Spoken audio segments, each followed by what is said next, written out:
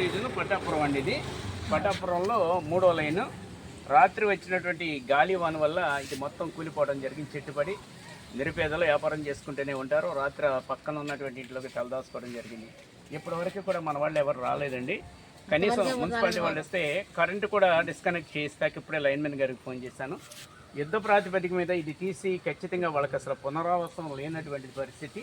అందువల్ల ఒకసారి లోపల చూస్తే ఎంత దారుణంగా ఉందంటే విపరీతమైన గాలు. పక్కన ఉన్నటువంటి ఇంటి అతనికి చెప్పారు కూడా, ఆ చెట్టు చాలా ఇబ్బందిగా ఉంది, ఊగుతుంది ఎప్పుడు అంటే అతను ఏం పట్టించుకోలేదు.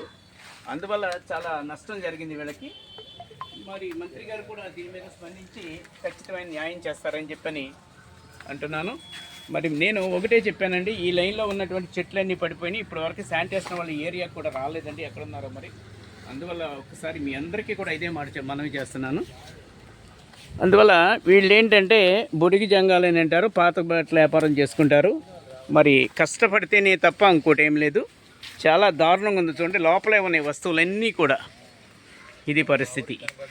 అందువల్ల ఇప్పుడే లైన్మెన్ వస్తానని చెప్పారు కనుక ఏమీ లేదండి. పక్కిల్లు ఇది పాడుపడిపోయిన ఇల్లు. వాళ్ళు ఎన్నిసార్లు చెప్పినా కూడా కనీసం గోడ పడిపోయినప్పుడు కూడా రాలేదండి.